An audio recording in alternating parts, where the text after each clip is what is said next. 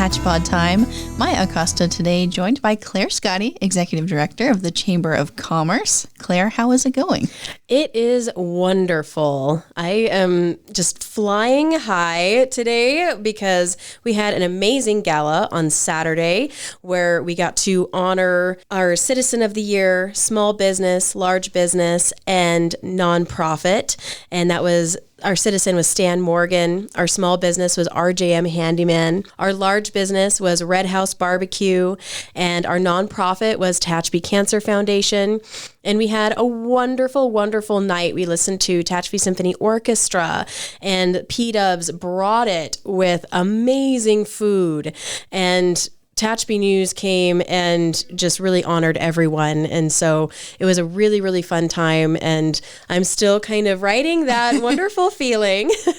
Very fun. I got to see some pictures and it looked like, everyone was in their fanciest studs. And it looked like it was a really good time, a unique but, needed event here in Tehachapi. So great job. Thank you. Thank you. But I'm also really excited about being here today and talking about some really exciting projects and events coming up. And we also have a special guest here with us today as well. Yes, we do. So joining us as well, we have Michael Huynh with AES. So welcome. Thank you so much for coming in. Yeah, thanks for having me on. Great to be here. Of course, of course. So we're going to get all into the details of what, who, where, when, how, all about AES. But Claire, first, we've got some chamber details to get into. So let's touch on that and then we'll get into the fun stuff here in a second. Absolutely. All right. Well, I want to share a couple updates and events for the chamber. We have our luncheon coming up April 16th, and that will be Kern Fire Safe Council. They're going to come and talk a little bit about fire safety and business and how that can actually play a very big role in our businesses and something that we need to keep in the back of our minds and always have fire safety ready, depending on what it is we're doing. And so the Kern Fire Safe Council is going to come out and share what they have. That will be at the American Legion Post 221 over here on F Street. We have the Tehachapi Wind Festival happening on April 20th from 2 to 6 p.m. That'll be on a Saturday. Thank you so much to Sim Sanitation, who is our main sponsor. They are sponsoring all the kites. Oh, so awesome. Families coming out, any kids that want to fly a kite and they don't have one, they will get a free kite so they can go and fly that kite, learn how that works, have a good time. And then we'll also have a few toy vendors there as well who have some awesome kites. And so maybe once you get a little practiced, you might want to elevate your game with some really, really fancy kites. How fun. And I also want to thank Terrigen for sponsoring this event as well. We've been working very closely with Tehachapi Valley Recreation and Parks District. This will be out at Meadowbrook Park, working very, very closely with them, and we're very excited to be organizing this event. And then Golden Hills CSD has also been instrumental in making this so easy to put together. There's going to be food vendors, food trucks, shopping, a live DJ, getting the tunes pumped out there, lots of fun games. It's just going to be a wonderful family fun event, and it's free for our community. Awesome. Sounds like fun. Yes, it will be. And it will be windy. It's been really windy lately, so let's hope it just, keeps pace. And Meadowbrook Park is the perfect place for this because it's in a part of our valley where the wind always comes through. It's like a natural wind tunnel. And so knowing me and my luck with weather, maybe it won't be as windy, but we're all going to have windy thoughts for that day so we can go fly some kites. On April 29th, we are going to have a lunch and learn, and that will be over at Mountain Music, formerly Fiddler's Crossing, and Nancy Franklin will be there. She is a behavioral analyst, and she has some very specific talks on how to deal with difficult situations in the moment. And so a lot of us who run our businesses, maybe we come across some customers, some clients who could be agitated for whatever reason, and we're going to learn some very good techniques on how to handle those types of situations, how to be calm, collected, how to handle that gracefully, And then also sometimes when we're working with our coworkers or employees, sometimes we can have situations where we're not meshing, right? Sure. And so we're also going to learn some techniques and strategies for dealing with those situations when that comes up and that arises. So I'm very excited about this. I think I'm going to learn a lot, and I think there's going to be a lot of wonderful takeaways for our members. So if you're a member of the Chamber, our Lunch and Learns are free. If you're listening to this and you're not a member yet, but you want to come, it's $20. Awesome. Yes. And I do want to do a plug for our EDC meeting. That's from the Greater Tehachapi Economic Development Council. They have their meeting on the first Wednesday of every month, starting at 7:30 in the morning. Everyone's encouraged to come a little bit earlier so you have time to network. There's coffee, there's snacks for breakfast. And it's over at the Village Co. studio located on F Street. This is an awesome opportunity to get to know other businesses in your community. There's always a short introduction time where everyone passes the microphone around and you introduce yourself. So you see who's in the room and who you need to connect with at the end of the meeting. And then we always learn from wonderful people and businesses in our community, and we get updates from the city, from different commissions that are running different projects in our community. And it's a wonderful way to stay in tune with what's going on and to start making those wonderful connections for building business. Yeah, those monthly meetings they just always kind of blow me away every month. I mean, there's so many different organizations and businesses right here in Tehachapi or coming to Tehachapi that have so much to offer that, I mean, I never would have heard of otherwise aside from this meeting. So just a really great time. And as you said, a wonderful time to network and make some new connections and grow, whatever it is that you do with the help of other people in our community. Absolutely. And before we jump into our interview today, I do want to share an update on a project that the Chamber has been working on for a couple months now, and it's called the Kern Energy Recognition Project. It's an installation project for recognizing Kern's energy. We have so much energy in Kern County, from pulling oil out of the earth to harnessing wind energy, to harnessing the solar energy, to carbon capture. There is so much happening in our county, and a lot of us don't even know. We have no idea. And a lot of us don't even know what's powering our buildings right now. And so part of this is educating everyone, driving down Tehachapi Boulevard, going by the Chamber, coming and having a seat in front of the Chamber, maybe enjoying some sunshine, and learning a little bit more about what's going on in Kern County with our energy. So what we're doing is we're going to lay down some concrete and we're going to stamp it with icons that represent all the different avenues and different ways of harnessing energy. And we're going to install a beautiful canvas bench, which is made out of recycled wind turbines. And this is a beautiful bench that the city of Tehachapi has donated to the Chamber of Commerce. Thank you so much. And it's a gorgeous bench. It'll be right there in the middle. And then we're going to install a bronze plaque that does talk about all of the energy that Kern County harnesses. And one of the most exciting parts about this is that we are going to be highlighting the various businesses that do this for us, including AES, Terragen, SoCal Edison, HydroStore, BHE Renewables, and we have a few spots available for some other businesses as well who would like to be involved with this. Very cool. Yeah, this whole Canvas, so that's the company Canvas. They provided us with, I think, 6 or 7 benches or so, and they're starting to be placed all around town. And it's just really cool how each different organization or business that these benches have been placed at so far have created their own sort of connection to the renewable industry as a whole, in a way. So very exciting to see the Chamber project coming along, and can't wait to see that bench right out there on Tehachapi Boulevard. Yes, and if you're listening to this and you want to see one of these benches, there's one installed right out front of the American Legion Post 221. Yes. And this bench is similar that will be out in front of the Chamber, but It's a very easy project to be involved with. We're trying to raise a total of $5,000 to make this project happen. And we're only asking for $500 from each of these businesses. And that's having, your logo and your statement out there for as long as a bronze plaque will last, which should be decades. Yeah. So it's a wonderful opportunity to help educate our community on this wonderful part of Kern County. Absolutely. So without further ado, let's hear from Michael Huynh, who is the Senior Stakeholder and Relations Manager of the U.S. West region of AES. Yes. Hi.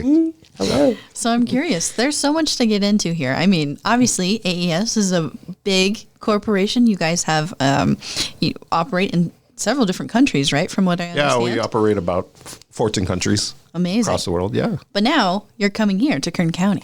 Well, we've been in Kern County for a long time, actually. Okay. But so definitely have been proud to be a member of this community and look forward to continuing to be, part of the community. So very cool. Yeah. Now tell me a bit about what are the sort of AES operations here that are, done locally? Yeah. So across Kern County, we have probably a dozen solar facilities that we have operating. But more exciting is that we're constructing a lot of new clean energy facilities, right, to help meet the state's renewable energy goals and to provide clean energy to the community here. We have a large project just east of here, right down the road in Mojave in California City. It's a large 2 gigawatt solar plus battery storage project. It's called Belfield. And when that's completed in a couple of years from now, it's going to provide power to at least 500,000 homes, which is a large amount of energy. Yeah. Yeah. Ooh, yes, really I was going to ask, you say gigawatt, and my brain is like, wait, how much is that? So that's amazing. Yeah. Yeah. And so definitely proud to, again, be part of supporting the county and the state's future here as we transition to renewable energy. Yeah, absolutely. Amazing. And Kern County is well known, across the country as a leader for energy, whether it be oil, as we were mentioning earlier, renewables. What kind of brought AES to this area of California? Yeah, so Kern County is definitely known as and the county promotes it as itself, right, as the energy capital of California, and that's very true, right? There's a lot of resources here in terms of, as Claire mentioned, right, oil, gas, but also the renewable side. So on the renewable side, for sure, there's a lot, as you guys know, there's lots of wind out in this area, so there's a huge wind resource area, but also now there's a lot of solar, right, and lots of land to build the solar that can help power a lot of homes. So great opportunity for building a lot of these kinds of facilities in the county. And when the Belfield project is completed, do we have an estimate on how many jobs this may bring to the region? Yeah, so right now we have hundreds and hundreds of workers at the site right now. They come from the local communities. They're part of the union, so a lot of them live in these communities here, definitely right here in Tehachapi too. So definitely love to have that workers, right, coming from the local community, working on the site, and then living in the community as well. The project itself probably won't have a large workforce. It'll probably be about 20 people that will operate and maintain the facility. But again, we also have a lot of contractors, things like that, to also support the facility as well. Very interesting. And I think that's the cool thing about Tehachapi is a good population. I could be making up numbers here, but I want to say around half of our residents here travel, whether it be to Bakersfield or out towards Mojave, that area, for those industries. So companies like AES choosing to come to Kern County kind of just adds to bringing more people, whether it be within the state or across the country, to move here to Tehachapi for these really cool growing businesses and companies. So very interesting. Yeah, it definitely is. And we've, as I mentioned, we've appreciated being part of the community as well. Not in addition to obviously building these kind of projects, we believe in supporting our communities, right, through a variety of initiatives, whether it's, definitely supporting, projects with the chamber or community organizations, things like that. We really believe in long lasting impact with our communities and helping to support that. So now, what is something that you would want Tehachapi residents, local residents here to know about AES and, what the company brings to the county?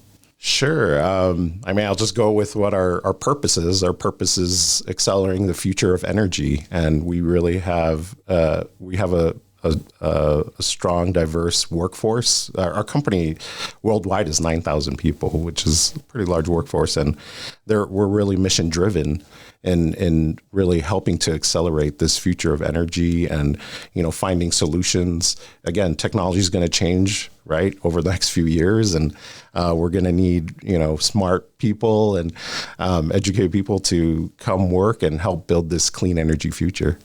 Very cool. Yeah, that's awesome. Can you speak a little bit to AES's history? Yeah. How long it's been?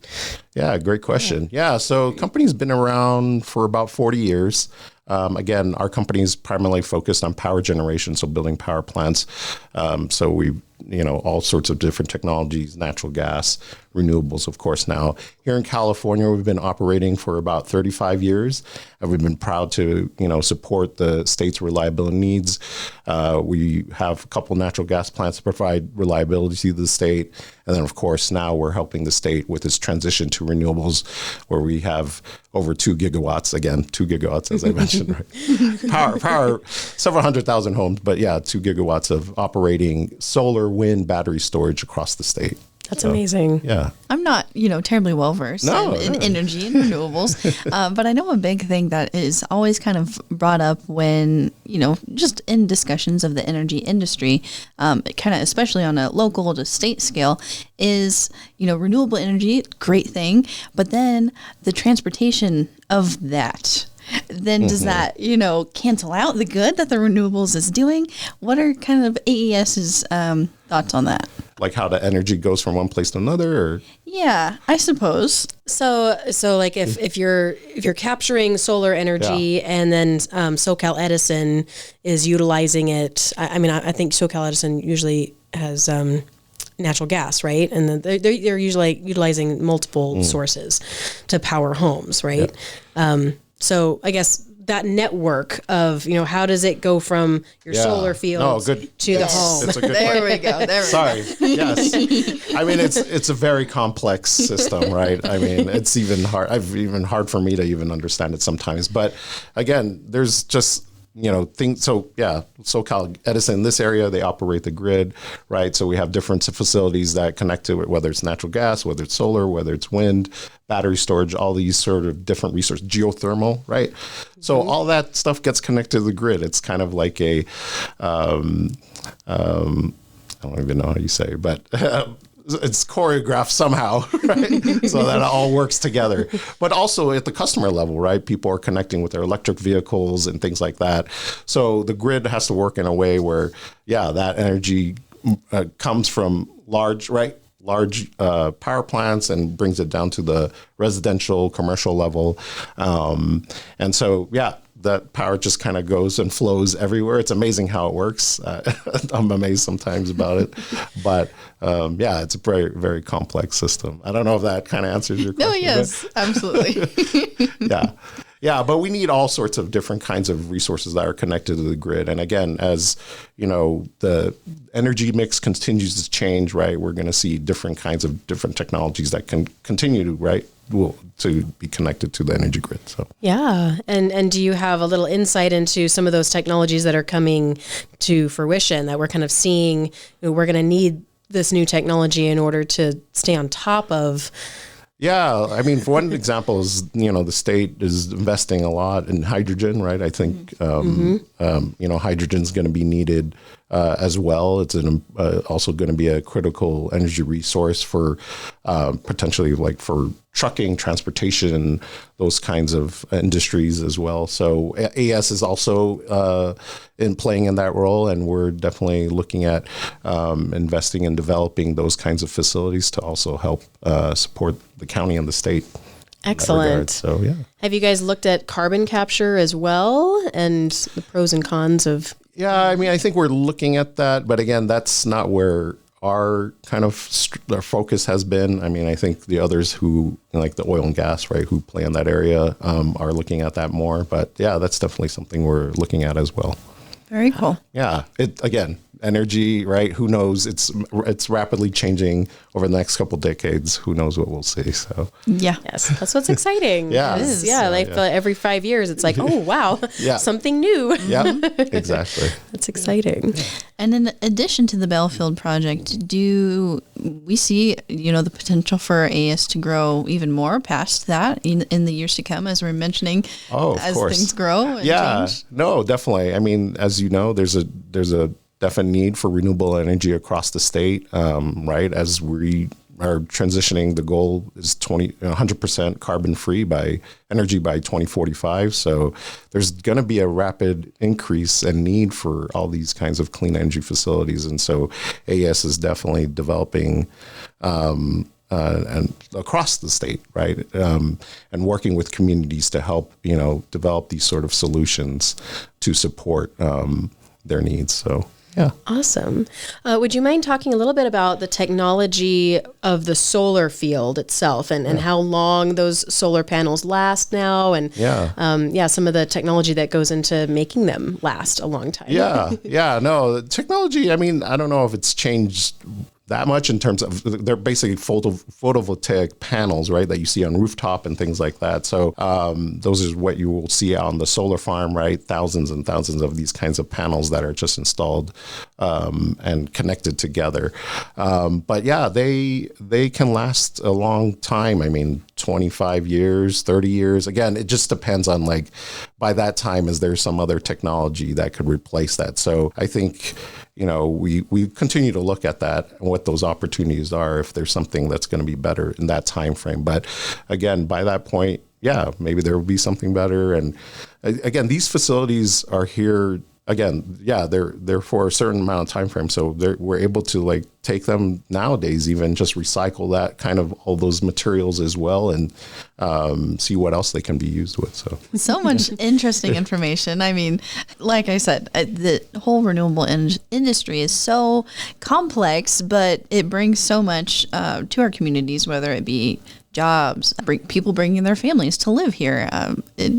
Just opportunities galore. So very cool to learn more about. Yeah, no, I mean, it's funny. I've been in the energy industry probably, over 15 years now. And yeah, I mean, it's definitely changed so much. The industry's changed a lot. I mean, there's a lot more opportunities now, more interesting opportunities. And I think folks even who are just graduating from school and stuff like that are interested in working in the energy industry, because we're working on these kind of complex solutions and trying to figure out how to solve them. Yeah, absolutely. And you're absolutely passionate about this. And you said you've been here about 15 years working in the industry, working for AES? I actually, AES, I've been for a couple of years. I used to actually work at SoCal Edison before that. So definitely have some knowledge from that side as well. Yeah. Nice. So what brought you to SoCal Edison and this field? Yeah. So my work is engaging with communities. So and that's what I primarily do, working with communities to partner with them and learn about their needs. And that's what I've been enjoying doing throughout my career. And so at SoCal Edison, definitely did that as part of that, as, on behalf of the company. And then, interested working more directly with kind of developing renewable energy solutions, which is why I'm at AES now. Wonderful. Yeah. That's great. And I know the Economic Development Council, they've been working very hard on bringing this education on renewables to our high schoolers here in Tehachapi and introducing our youth into these different fields where they can come and they can work more local, right, at a plant like at AES, where they can get that training, they can learn those skills, and they can stay here in Tehachapi and earn a decent living and be involved with, these amazing technologies and, renewable energy. Yeah, no, I mean, that's really important. I mean, I think that's where we're committed to working with communities, definitely providing support for education for students in learning these kind of industries, and for sure keeping the knowledge and jobs local. Awesome. So I look forward to seeing more of that too, is partnering and collaboration with our high schools, with our local community colleges. Yeah, definitely. And all of our students get to learn more. And if that's something that they're interested in, then they can continue on and work at these amazing companies like AES. Yeah, for sure.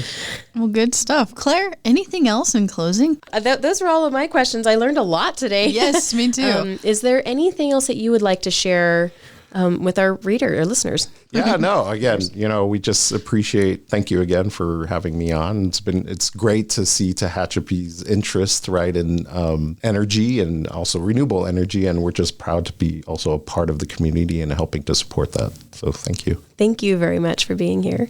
Well, wonderful. Claire, Michael, thank you both for coming in today, bringing all of this information on the chamber front and AES, all of that wonderful knowledge on the renewable industry here. Great information. Anybody listening, if you have questions on anything that we talked about today, you can email us, media@Tehachapi City Hall, and I can get those questions or comments to Claire or to Michael, get it to the right spot, and hopefully get your questions answered. So thank you both again. And we'll see you right back here next time on Tehachapod. This is Tehachapi. This is Tehachapi. This is Tehachapi.